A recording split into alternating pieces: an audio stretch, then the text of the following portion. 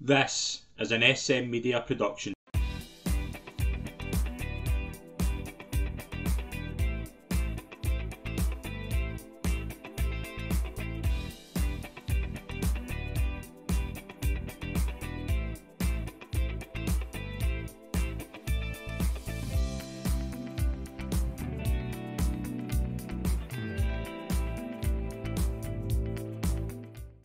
Hi, folks, and welcome to the latest episode of SM Media Road to Cheltenham 2024. I'm Scott McPike. It's a pleasure, as always, to be your host, and I'm delighted, as always, to be joined by from the Scottish Daily Mail, Calum McClurkin. Calum, how are we? Yeah, hi there. Yeah, all good here. A lot quieter than last time, isn't it? A little bit of a lull after all the festive stuff that's going on, but we've had Dublin Racing Festival entries out for the Grade Ones there, and that'll start cranking things up again. There's a decent card on Saturday tomorrow to look forward to as well. Yeah, as long as we beat the weather, I'm sure everything will be fine. It's been a bit quiet, as we say. We've not many horses to talk about in terms of recap, but we did open the floor up to some more questions. We'll answer more questions than usual this week because there's not a lot on. We'll start with the first one. I think that's a really good one. It was asked on up in Ante as well. But what three horses would have fulfilled their potential if staying healthy in your eyes? I'll let you go first. There's probably about 20 you could pick in there. Yeah, I mean, there's four that came to my mind straight away. I think the high profile one is probably Vautour, isn't it? Um, of back in the old days. He died as a 7-year-old, unfortunately. He went into that Ryanair route and looked breathtakingly good and probably looked destined to kind of, be Willie Mullins' first kind of horse that will win a Gold Cup before it was already done by Alban Foto and then Galopin Des Champs. Obviously, he did have that kind of wow factor about him that we didn't quite see fully in open company. Fortunately, did sometimes. It's a marvellous horse, wasn't it? Even through the kind of big top end hurdle routes and not quite getting to the big end open chases, but I thought he was probably outstanding. Ginto was one as well Yeah. that I thought would have been really, really good. Just that, I mean, he actually breezed into the Albert Bartlett, didn't he? Before kind of, unfortunately coming to grief. He would have been a much better chaser. Softish crown would have definitely suited him. I think he would probably been very high class as well. And the one that always sticks with me is Sir Eric, mainly because the way it happened. It's a Triumph Hurdle horse, but he's very, very high class in the flat. And when a horse like that, goes to Joseph O'Brien, that goes jumping, looks the part, goes off and he was absolutely magnificent in the Dublin Racing Festival the month before, the spring kind of big race there before the Triumph. And, to have a kind of very high class flat horse go that way, and for that to happen was really cruel. It was one of the worst things I've ever seen on track.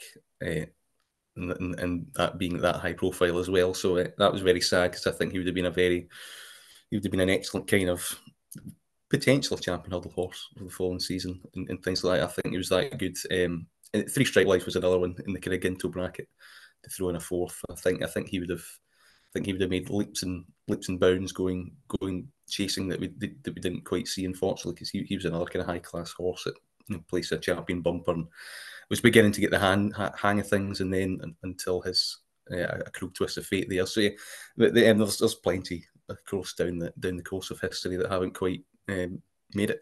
Yeah, Voto was one that I had as well. Sir Eric, it just brings back horrible memories. I thought Sir Eric was going to be a superstar. My next two, the other two I had were both hurdlers. You could say this one did fulfill his potential, but I think he could have won two or three. I think Esper Darling could have been superb. Well, I really think if he'd stayed fit, he would have won maybe two or three champion hurdles. I thought he was that good. Never seen him go round the bend like that, and you could say that race fell apart, but he just took that bend so well. I think he would have been an exact horse. He was right 5 rising 6, and would have. I think he would have won another one at least. The other one was our Connor, who obviously fell as a 5-year-old the champion hurdle. I think if he had stayed around, I think with the way the champion hurdle scene went after that, I think he would have won one. But again, it's just that cruel twist of fate. I think he's probably up there with the most impressive Triumph winners, our corner, Mhm. and just went into a really tough champion hurdle where, again, travelled well up until obviously he fell, but just was a classic example of 4 turn and 5, but Ginto's one again. You could we argue Faheen was one. I think Faheen did quite well. A bit in the Duvan bracket, wasn't he? Where there could have been a bit more if they maybe stayed a little bit sound. But I think when you see a kind of whole career kind of go, I mean, he went novice chasing at age 11 and almost won that turners. So yeah, I think he held his form relatively well enough. Yeah, he's probably left a fair few high class races behind as a result, but we got to see him and kind of Duvan to full degree. Maybe Duvan actually wasn't. Maybe there's more of a case for Duvan than Faheen because the longevity wasn't quite there. I think there was probably more injury problems, and I think there was a bit more of a kind of sometimes a wow factor about him. I think he was very mature like in the way it just didn't quite work out. And that happens quite a lot in 2 mile champion chase. But these horses are remembered in one way or another, even though if their careers were kind of didn't quite go to plan or cut short. That's how kind of people love them and people follow them. They still think what really could have been, and they can be remembered in that way as well. Yeah, absolutely. Let's move into the next one. Who is the worst value favourite for the festival so far? I think this is easy. I think there's quite a few probably in terms of value. I think Allaho must be a kind of ropey 94 shot for the Ryanair. Stage Star, did blot his copybook by going the handicap place. It was a bit of weird, maybe impatient placing to kind of make him go again, and even off a higher weight, he couldn't dominate, and Allaho couldn't dominate the King George though, so they could both kind of attack each other and set it up for some. There's decent horses that could come into the equation, particularly after the Silvignaco Conti on Saturday. Yeah, I didn't see much kind of old sparkle there to suggest why he's kind of even arguably gone in from 72 to 94. I think I would rather backstage Star over him as well. Banbridge, maybe a couple of flyers at big prices, but I'd be looking to take him on. I think Lossiemouth at 2-1 for the Mares Hurdle is a terrible price. I just don't. If you're asking me, people know I like Lossiemouth, but being 2-1 without seeing her yet, and I know we haven't seen Gala Marceau either, but I would rather go 5-1 on her, and I think she's done it over a bit further trip. I think 2-1 Lossiemouth right now. Don't know when we're going to see her. Could she go straight there? And if she's going straight there, I think even 2-1's a terrible price. I would rather probably take 4 or 5 flyers in that Mares Hurdle before I touch Lossiemouth at 2-1 right now. Now, I know the argument is if she's 2-1, she wins impressively before she goes to Cheltenham. She might go to that race at Doncaster. I don't know. She could be odds on. But again, is it worth taking a stab at 2-1? I just don't see the value in that price at all.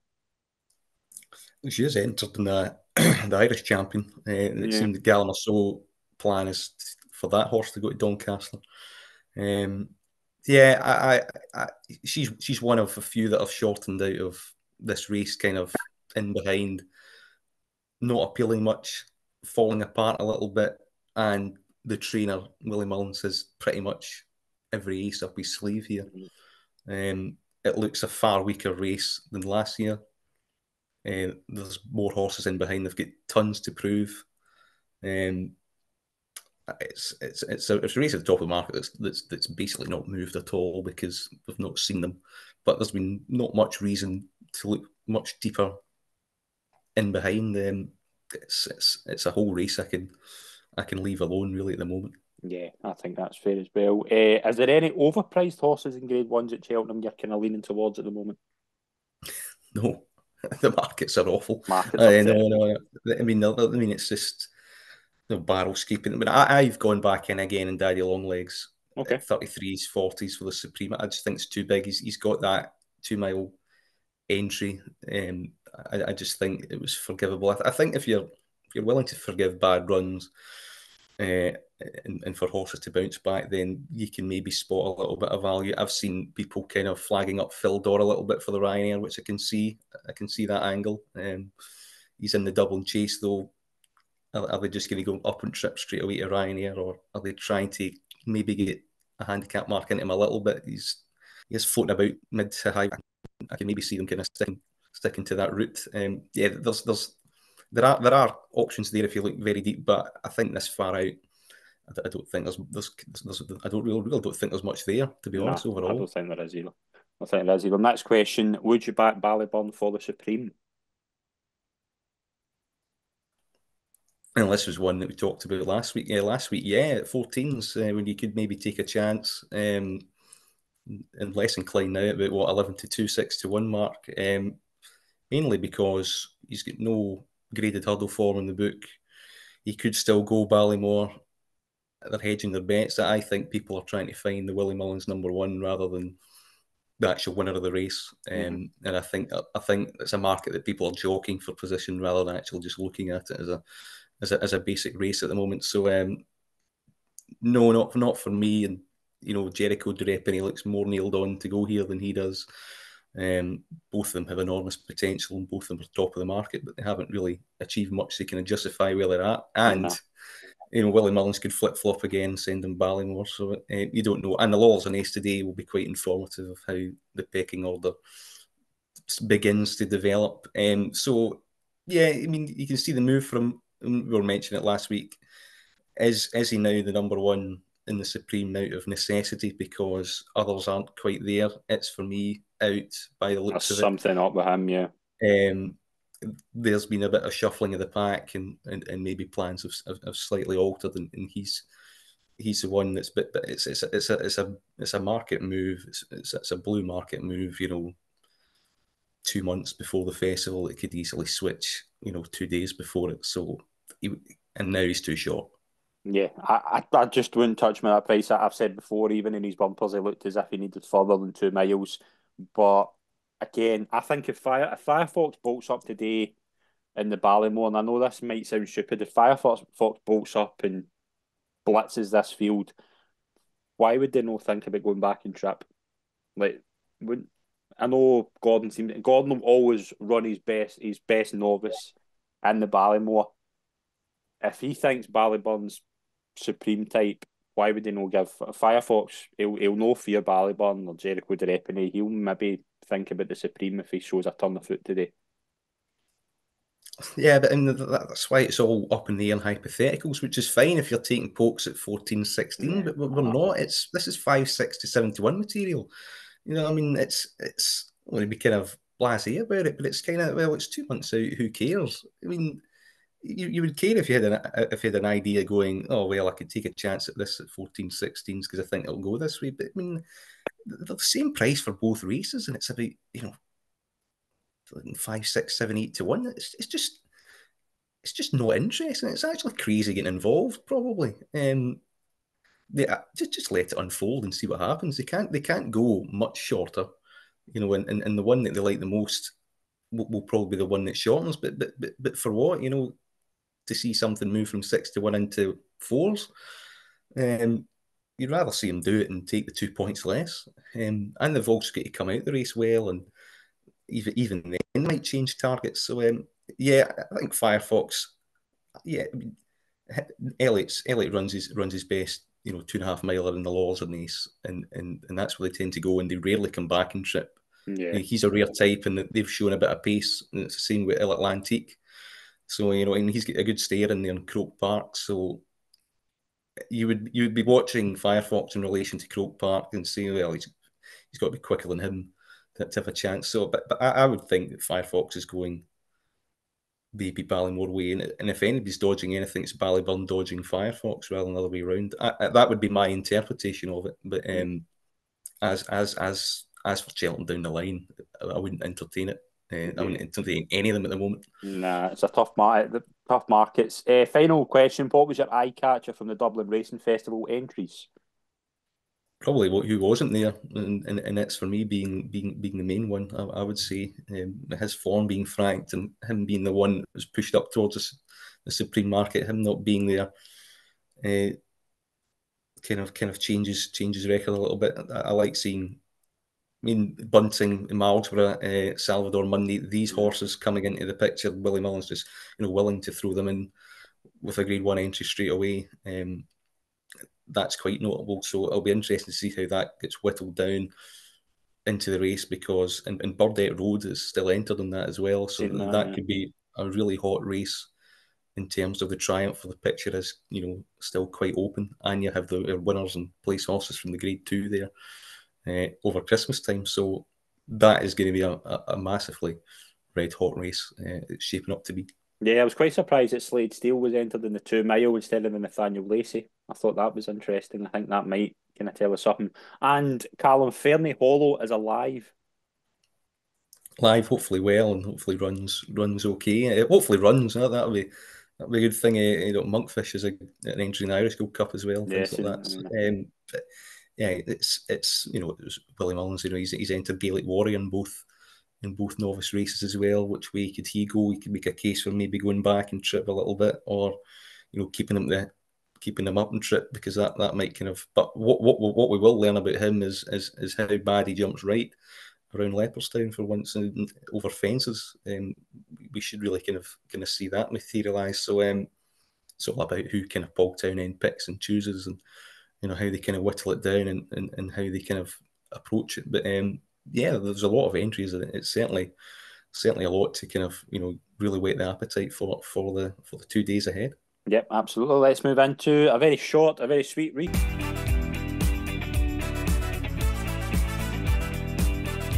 Right, Callum, it depends if any of these are potentially Cheltenham horses, but I think we need to talk about probably the best ride we'll see probably this year was at Plumpton on Sunday, and that was Joe Anderson for Neil Mulholland in Transmission in the Stayers Handicap Hurdle.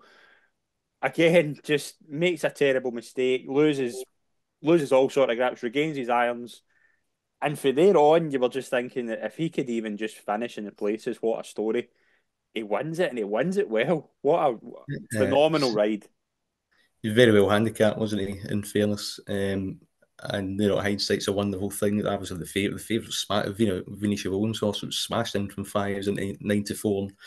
He committed a little bit too soon, get caught and finished third. But yeah, this was a genius ride. He's made an absolute blundering mistake. He's hanging around the horse's neck for about a good 50 yards afterwards. Gets back, jumps 2 other hurdles, and still hasn't found his irons, and eventually does, and then is back on the bridle quite comfortably, and did look the winner. So yeah, it was just a great escape act, and it just shows how talented these jockeys really are. And that's a £7 claimer that a lot of people may not have heard of or had on the radar too much. It's been around Nicky Henderson's yard for quite a while as well. And yeah, it's stuff like that will give him much more opportunity as well. And it was a very valuable race, and it's Plumpton Sunday. That's probably been the best advert of the new Premier plan so far. I don't think it will work in the all-weather stuff, but I think highlighting a decent kind of jump car and putting money in there, like Sussex Grand National Day as well, is definitely a good way to go forward. Yep, absolutely.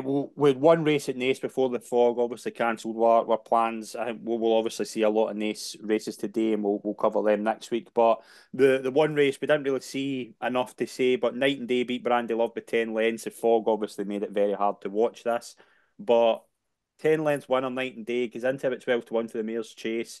I think they've always had a plan with Night and Day that she could be quite a good horse. She was obviously running. I think her first run in the novice hurdle was a Grade 1. I think she's always been kind of knocking on the door and beating Brandy Love, who we know can be a bit erratic. I think they'll take something for this, and she could potentially be a wide option in the Mayor's Chase. Yeah, 12-1 doesn't make much appeal to me. I mean, she was absolutely thwacked by Halkidou Tibet. He's been ruled out for the season. The horse that I really liked at the start of the season that could maybe go places here. But I mean, the fog, it was just hard to ascertain what really happened. And it's that type of form is the most questionable around. So and Brandy Love, just so many quirks. It's off the scale, isn't it? And would you go back hurdling with her and try that route again? It might not even matter what you do, to be honest. But yes, Night and Day back in right track. She'll need to back up again. 12 Sylvair's Chase wouldn't be for me. She might be one that actually stays at home and around Fairy House and things like that for prizes that are actually easier to win and for more money. Yeah, possibly. Taunton on Monday, we potentially saw a nice horse, Joyous for Nicky Henderson. I think it's a full sister to Epitaunt. Beat a Paul Nicholls horse by half a length. Again, kind of 14-16s for the Mares Novice Hurdle. I don't know if they'll maybe kind of hold her back a wee bit. She might be the kind of this year's under control. She might just be one who's kind of more in the radar for next year. Yeah, she might be a bit of a late bloomer for this. Whether she'll, I'd suspect she'd run again if she had, Mares Novice Hurdle tenders. But she did it quite well, toughed it out against a well-fancied Paul Nicholls runner. Defied inexperience, is closely related to Epitaunt, so maybe they'll be mindful of, keeping things open for the future. Nicky Henderson, GP McManus, haven't really got a lot else at the moment in that race yet, the pipeline. So yeah, I could see her kind of taking a chance and maybe going under the radar, but at the moment, 14-16 to 1, it wouldn't interest me at all. I don't see that price kind of moving between now and March if she even takes her chance. Yeah, I don't think we'll be talking about any of these as potential Cheltenham horses. We'll move into what's coming up this weekend. It's a bit busier. Let's move into that.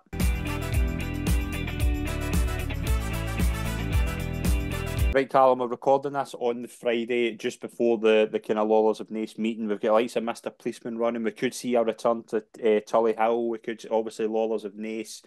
We might look a bit foolish, but any eye catchers from Naas on Friday's card? Well, I mean, it's interesting to see how Mr. Policeman goes because all of a sudden with Vassal Vega blotting his copybook a little bit, and Blood Destiny runs on the Sunday as well. Mm-hmm. You're kind of looking for maybe a new kind of Willie Mullins #1 here a little bit, and before the Irish Arkle, Mr. Policeman's got a chance to kind of. He looks capable of improving for sure. But is this kind of stronger, better race that you'll see him in a better light? You can see him winning again, but maybe being equally as unconvincing in the process. The main event, it does seem a bit of a toss-up between Atlantique and Firefox.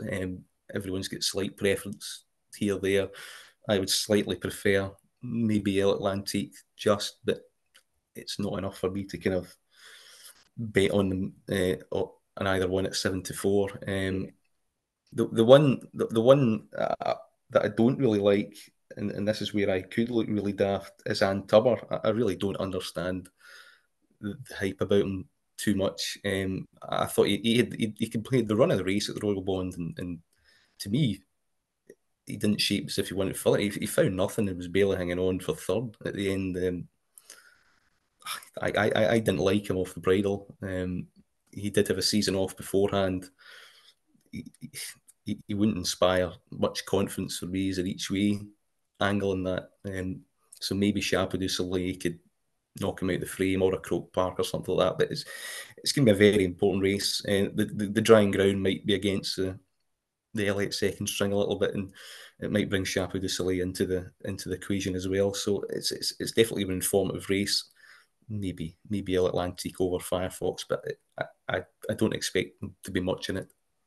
I've got a strange feeling that Tully Hill could show us something here today. Could come back.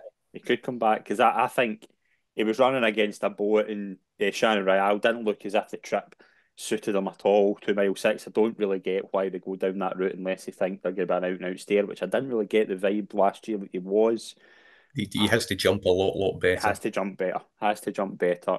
I think You look like he'd never been schooled before, which is, even for a first time out Willie Mullins horse that's got a high profile like that, he looked totally lost. A lot of stranger things have happened, but he could bounce back, but he would need to bounce back in a serious way. Even if he wins this impressively, what happened in debut, it would still be in my mind a little bit in regards to future assignments. Yeah, absolutely. We've got a few grade 2s to talk about on Saturday. We'll start in Warwick. My first thoughts, Hampton Novices Chase, grade 2, Apple away, Grey Dawning, Broadway Boy, all declared. I think that's going to be a very, very good race. I kind of lean towards Apple away here, but I think it's a very, very competitive contest. Yeah, I quite like Grey Dawning. Apple away is very good at the weights here. Looks relatively impressive. It's a very good race. Broadway Boy solid. Is Apple away going to be good enough? Lucinda Russell seems confident that she is definitely improving. and at the weights here would have a big chance.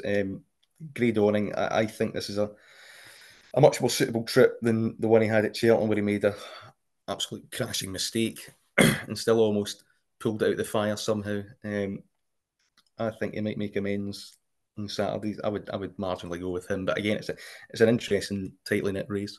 Yeah, I'm looking forward to this. We've also got the veterans handicap chase. Some really good old timers in there. You've got like I Right Leads the Market, Celebrate Dalen, Good Boy Bobby, Rams de Tay, Sam Brown, Sea Page. There's a lot of old classics in here. Where are you leaning? Because I think this is very, very tough to call.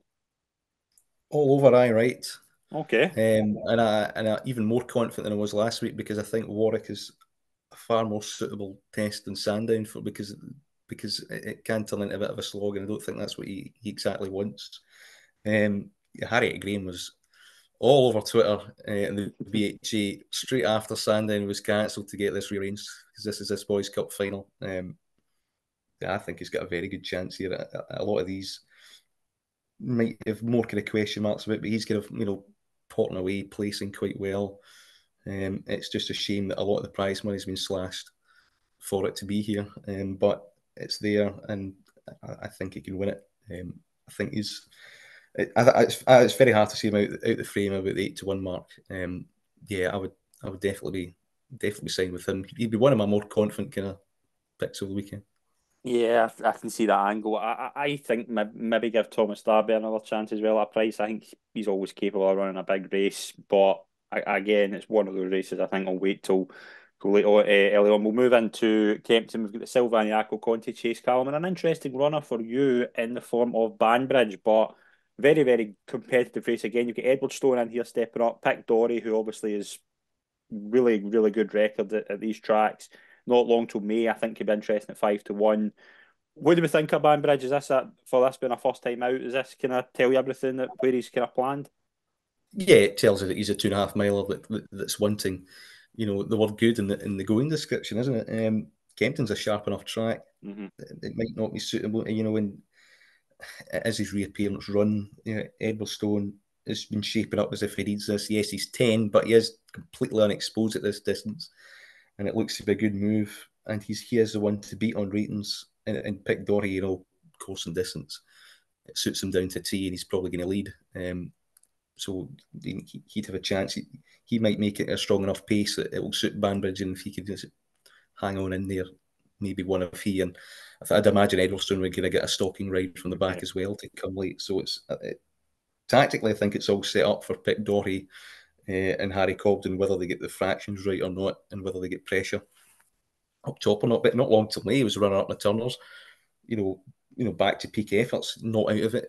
Cracking second in the Barry Power last time as well, which kind of proved that Turner's effort was no fluke. So you could make a case for him. And Yanadill's got plenty of back class, but is a bit old in the tooth, and not long till he's getting weight as well. So again, it's another tightly knit race where I wouldn't like to call it. In terms of if Banbridge gets beat here, it wouldn't put me off too much if he runs okay. But what he does need to kind of prove is this is his first run in a long time. It's in open company, and he needs to kind of prove that he is capable of making that step up, and a kind of step up that gets him in the Ryanair picture. And Edwardstone's on a similar boat. They're the two that you would probably take out of it in relation to the Ryanair going forward and seeing how they run. We'll move into the Lanzarote handicap hurdle. We've got a favourite for Nicky Henderson in the form of Impostois, who is sitting about kind of 3-1 off 134. Showed a lot of promise recently. Obviously, that big one. It's whether it won at Cheltenham. It was second at Ludlow behind Lucia in the Betfair Exchange. Beating a neck. I still think that's a decent weight. I think 7-2 is quite a good. I see 7-2. There's 3-1 kicking about. I think he could be quite strong here. Yeah, he could be the unexposed one here. Is it? I mean, he's one of the youngest in the field at 6. They have a decent record of it. Yeah, you can see the appeal of it. He's in an obviously workable market. He's got some of the hottest handicap form of the season around. You'd imagine that this would suit fine. He's going up and trip a little bit, but Kempton's a nice sharp track. It shouldn't be too much of a problem. King Alexander's also interestingly unexposed for the same yard. Wouldn't entirely rule him out either. And you've got these kind of reliable horses that always kind of pitch up here. Quinto de Mar, Up for Prole, horses like that, Auchenrisk, that have probably been mapped out for this for a long time, particularly Up for Prole, who was third last year off a big price. He's been backed in, he's been eased out a little bit now. Ben Pauling's the art of good place record on this. He's Samuel Spade, who's only 5, but again, another very unexposed candidate. So if 72 is a little bit skinny for a red hot handicap like that, there's definitely plenty of other each way options. I think the way the market kind of moves will set it up. I think Up for Pro is quite interesting because there isn't a lot of pace angles in the race. Well, clear pace angles, I would say. There's a lot of prominent runners, but not a lot of them would like to force it. And at Kempton, you can kind of get away with dictating things a little bit. So I could see him maybe going forward, trying to stack them up a little bit. And he invariably runs well around there off similar marks. So he would be the kind of place play each way, I would think, at this stage. Yeah, I can see that angle. Let's move into Weatherby in the Toy Town. Probably the worst grade 2 you can think of. Conal Harry's 4-5 for Jamie Snowden. Trelawn in there for Kim Bale at 3-1. Chasing Fire at 7-1. I'd be willing to maybe give him another chance, but it might just be too soft for him. Conal Harry's odds on here. I think that's a terrible race. I think he should just win.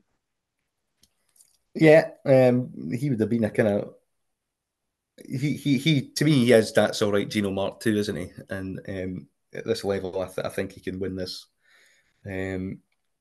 Chasing Fire is interesting in the back form of his huddled days, where he has kind of gone backwards a little bit, but he does have class. The other two have maybe a bit to find in figures as well, but yeah, I think Colonel Harry, will do well here. I think he should win, and unfortunately for him, that'll probably propel him into maybe mid 155s where probably has to go like a Turner's route rather than maybe a plate, which they kind of wanted to do beforehand. He might be one that comes back for that. They'll race at Ayr, but I think they've changed the programme as well for that. I mean, it would be a soft grade 2, but he would definitely be a leading candidate for that in Scottish National Festival. I think those are these type of races. This is it. It used to be a 3 mile. It's now not because it's clashing with Warwick too, obviously. But what he could have done is bin this race altogether. Yeah, it's not a good grade 2, is it? Let's move into the Punchestown on Sunday. We've got the Moscow Flyer Hurdle. It's always a good kind of marker. It's obviously produced some good winners in the past. Imperi Pass last year been a good example. Don't know if we've got an Imperi Pass this year. You've got Mystical Power in there, Facile Mode, Lombron, who I quite liked, but I'm not sure he's that in this kind of level where he could go on and maybe compete in a Supreme. Facile, I think I'm probably leaning towards Facile Mode here, but I think it's probably wide open. Yeah, I mean, I think Mystical Power's been rerouted here. That's been significant, and he's kind of there by default, and probably the Mullins Yard's main hope. I would marginally side with him. This doesn't look a strong race. No, not at all. And I think he's Mystical Power. Might be kind of Champ Kylie mold of he's probably capable of maybe placing at a festival, but that might be it. Yeah, well, obviously we might see like some Blood Destiny at Punchestown as well. Nothing really else in the kind of couple of maiden hurdles that could be interesting. But again, it might be a bit busier this week in terms of races, but I'm not sure that we're going to learn much Cheltenham clues this week, are we? I mean, you might. I mean, there's always some horses that can come out and surprise you. Maybe not full on Cheltenham clues, but maybe reveals more about the pecking orders in certain powerful stables. I would say, what if something kind of does go wrong? Do you kind of jiggle around, or what if something kind of enhances their claims more than you think? And maybe some of these will go down handicap route completely unexposed as well, shaping up quite well. So you maybe keep them in mind for later on. It's certainly interesting in things like that. I mean, Hunter's Yarns in a beginner's chase Yeah. on Saturday at Fairyhouse. Him coming up, I mean, he looked he looked capable of smashing them all, and you kind of forget about him because he's trained by Willie Mullins and he unseated, but he actually caused quite a good impression. If he comes back to form, all of a sudden, he might be as interesting as a Mr. Policeman or a Blood Destiny. And then you've got him, Blood Destiny, maybe Mr. Policeman, maybe Facile Vega, all kind of heading to the Irish Arkle, vying to take on Marine Nationale. And it's not quite what it was when El Fabiolo, and appreciate it. And they all kind of clash because the winner of that was vastly expected to be the number one in the Arkle anyway. But because Marine Nationale's there, you're kind of guessing which Mullins' number one is. I think there's a lot of kind of, and that's reflecting the Cheltenham markets, as we said with the Supreme. I think there's a lot of people just trying to suss out,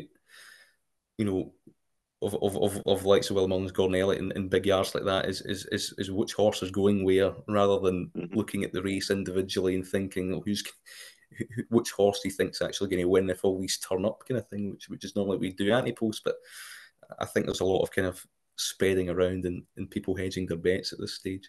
Yeah, absolutely. Let's move into the final part of our show, our anti-post selections.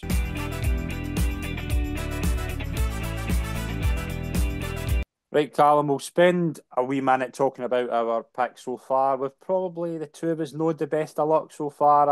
Obviously, we both had in the pocket. Marizur Rest is bombed out for me. Facile Vega's bombed out. Obviously, a Rocco for you. There's a few in there. What do you kind of think so far? Is there anything kind of jumping out at you that you're happy with? Oh, not particularly. It's just probably just watch the King George and loop instead of the festival at this stage. That's about it. I think there's some handicap markets that are coming out, and even the prices for them are desperately short. I think for handicap purposes. I mean, normally you'd be going circle that and we'll easily get 16s. It's not the case this year either. So yeah, and there's bits and bobs. I mean, I'm pretty pleased with Teahupoo still. The Steers market, it's contracted a little bit, but I don't see any threats there. My opinion hasn't changed in that race. Things like that, and quite a lot that I earmarked at the start of the season. I've just been sidelined. Basically everything that I liked in one way or another. Aroko in the pocket. Halkidou de Pert was one that was very close to tipping up here. But this is where the advantage is of bookmakers maybe cutting too quickly, because you don't keep backing them. You just leave them alone when they're too short. And as soon as she won that day, she was too short and you didn't need to go back in. So there was no incentive to care. So though you've lost and not get a run, you haven't lost as much as you could have. They did the same with Rocco and in the pocket and things like that. Goodland was another one that I really liked to start the season. Didn't back him for Cheltenham, but he's out. So it's just one of those years at the moment, and which is ominous because there's still a long way to go. Yeah. I think probably a couple of them. I like Dino Blue, obviously. I think, but buying it at 4-1, it's now 5-4. It's not anything to write home about, but it's still a mover. Mm-hmm. Nick Rocket, I think, could potentially be a national hunt chase. But I just think it's tough, as you say. Do you think it is? We've probably been through this a lot, but do you think it is like with handicap prices coming out, and I've never seen them as short.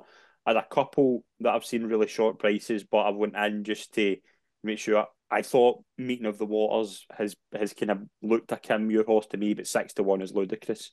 Do you think it is just people? Not get in now. Do you think it's just bookmakers like having an idea and then just pricing people out the market, or is it just punters as soon as they see a horse, we've got request a bet now? Is that playing a part in that sort of thing? I just don't see the appeal of getting involved.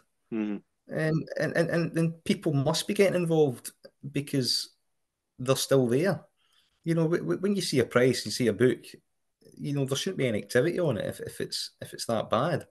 So you'd expect kind of certain horses to go out to rope people into business. There doesn't seem to be any price incentive to get involved this far out on almost anything. So people must be kind of still maybe taking things shorter than ideal, or it's actually quite popular to just take your position now, take your chance, and just sit back and enjoy it. Or if people are going there, maybe not bent the day and do all your homework beforehand. I think you've got to the prices are they are just, I think, across the board, very unappealing at this stage for anti-post. You need a lot to go right in your favour, even if you do have a good ticket. And I think a lot of people can kind of forget about that thing. And yeah, I think if maybe if more people started kind of calling it out and leaving it alone a bit, you might see a bit better next year. But if people are still diving in, then that's their prerogative. Right, go back to the old kind of symbol. I've got a pick and a handicap this week. I'm going for a pick in the Pertemps that runs this weekend, and it is a Gordon Elliott horse, Mel Monroe. I think really seen some promising signs. Been beaten by some decent horses. Obviously, been at Cheltenham, beaten by Encanto Bruno, beaten by Jatara, who's come out in frank to form since. Entered in a handicap qualifier this week at Wetherby. I think he could be really, Gordon Elliott could really be marking this as his Pertemps horse. Absolute Notion's his favourite. I just don't. I think that could be too high. I think Mel Monroe is in off a decent mark here at the moment. Looking here, I think she's in off 1-1-3-2. Again, hoping she doesn't win, because if she wins and comes out here, she could be way high. But even if she gets a £10 rise between now and the festival and gets in fourth place, I think 1-4-2, kind of mid 140s would be fine here. I think 12 to 1 I've got here for Mel Monroe for the Pertemps final. I think always like to have a Gordon Elliott horse on my radar. She's been out early. She got a win early on. I think it was July. She's been beaten by some decent horses in between then. She was beaten by Encanto Bruno, Croke Park as well, obviously, when he impressed in the Monksfield. She was close nearby. She's finished in front of Search for Glory. Jatara's obviously come out and won a race in Open Company. I think she's a decent contender here. I think she's 6 year old as well, owned by the black and white colours. I think this could be a Pertemps horse. Could be, particularly the Cheltenham run. That was more encouraging than most. I think in Canterbury and Breeze Inn had more tactical speed. That's the only time she's really kind of been strong. That's maybe what she wants, which you would get in a handicap. Yeah, and 1-3-2 would definitely be workable. I think anything. I think high 130s would be ideal. Yeah, I would think she probably should be kind of, in a way, she should be kind of winning this to be a pair to qualify, because it's not a great race, and there's four places up for grabs in an 8 runner heat. So if you do too softly, and you end up actually going down, you ballot yourself out of it, which is another way of looking at it. Yeah, for me, it's just too far out at the moment to decipher. She could be the one, but she's the one that they've put forward for qualifying at the moment, and that's usually a tip in itself. Yeah, I just think in terms of I've not much. I'd another one maybe for the ballad I'll maybe use next week, but I think the right now, just in case she shortens at the weekend, if she finishes fourth and shapes really well, I think it's worth getting her in just now. She's been on my radar for a couple of weeks, but she's my Pertemps pick. Where are you going this week, Callum? National Hunt Jace, Salvador Ziggy Ooh. at 16s. This market, again, like the Supreme, in my opinion, is just who's Patrick Mullins going to ride rather than who's actually going to win the race. I think Nick Rocket might be the biggest danger out of the three. Meeting in the waters might come here now. He's put himself in the picture after the Paddy Power, apparently.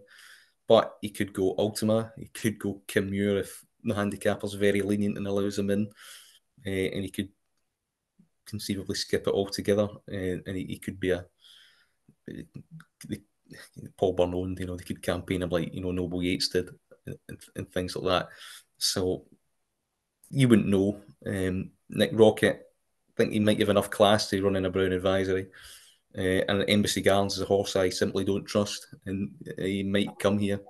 And I would want to take him on. And Salvador Ziggy, if you forgive his American National run, which I think you can, at the end of long season where he was second in the Pertont final off 147, which was a very good run. Bit like your Mel Monroe angle where he had a sighter at Cheltenham beforehand and was put away for it. And ran really well when I thought he was too high in the weights. He looked like a 3 mile chaser to be in the making. He proved that by plundering these early little prizes. And he ran really well. He went novice chasing straight away after him winning in hurdles. Launched him too high, and then he shaped really well second in a red hot handicap behind Desert Morehouse, who was absolutely chucked in of Martin Brassel's, and who seems to be their Irish national horse. That has already got him to a mark of 153. Chemical Energy last year, he's a better horse than Chemical Energy, in my opinion. Chemical Energy got to 147 and was only beaten 3 lengths, and that was a one last year. And they had Manila Crooner and horses like that. So he runs more than one. He has more amateur jockeys available. You will only take on one Mullins rival. There's a lot in there that will probably go elsewhere. I think he's a bit too high in the handicap weights to go Ultima. Yeah. I like the fact that he's not been seen. I also like the fact that he's not getting any high-profile Dublin Racing Festival entries. I think doing a bit of a Galvin here, who was on 152, he's on 153. I think they're putting him away. I think they're saving him for this. Look, we've not seen him. We don't know that. But I think the American National, they thought he had the pace to do it over 2 mile 5.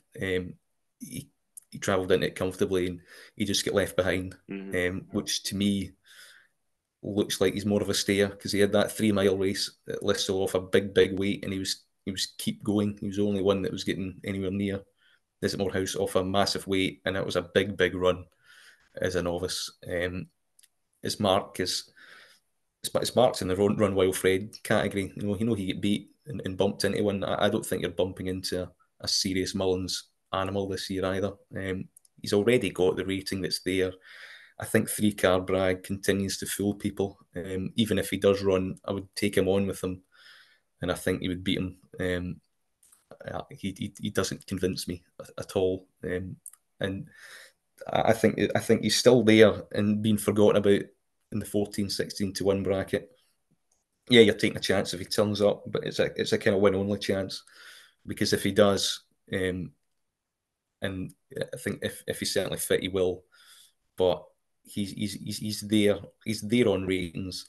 He's been at Cheltenham before. He's got some high class back form in the book. He goes well fresh, which every best Gornellic performance in this race, the horses have come in here very fresh in doing so. He can map one out really effectively.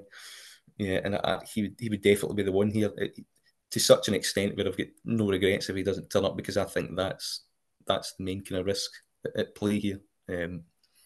He could be sub 4-1 in the day. Yeah. Do you think? Well, obviously, there's but Elliot seems to have a few kind of jockeys. He seems to be going down the route of for like if he's for bumpers and things like that. Is Harry Swan the one you would kind of want on? He's the one that's earmarked for bumpers, and him, Barry O'Neill. I mean, just look at the class of last year. He's not bothered by that. That's another appeal of it. He just trusts and finds, and that'll be fine. I just like his kind of non-existent prep, if that's the case. Yeah, no, I get it. I think he just ticks a lot of boxes. But you're not worrying about that with Gornell. Well, you would do with Willie Mullins, because you're finding the one representative. We hear you don't need to worry about that, because he could run 2 or 3. Yeah. No, I think that's fair enough. I think it's a good pick. It's a pick I've thought you'd maybe be making kind of round about now, because I think you've had him on your radar for a while. I've had him since he crossed the line at the Pertomps. I said that's a National Hunt chase horse to me. Yeah, I think he's always been that kind of level. But yeah, another interesting pick. We both seem to be in the Gordon Elliott camp this week, which is, again, I don't think we can go wrong with that, especially in races like the Pertomps and National Hunt Chase. And we're going to wrap up the show there. It's been a pleasure as always, Callum. Thank you very much. We'll see you next week. Yeah, thanks again. Looking forward to it next week. All good. Thank you very much to everyone that's tuned in. Please follow us on social media and subscribe to our YouTube podcast and our Patreon channels. See you soon, folks. Thank you.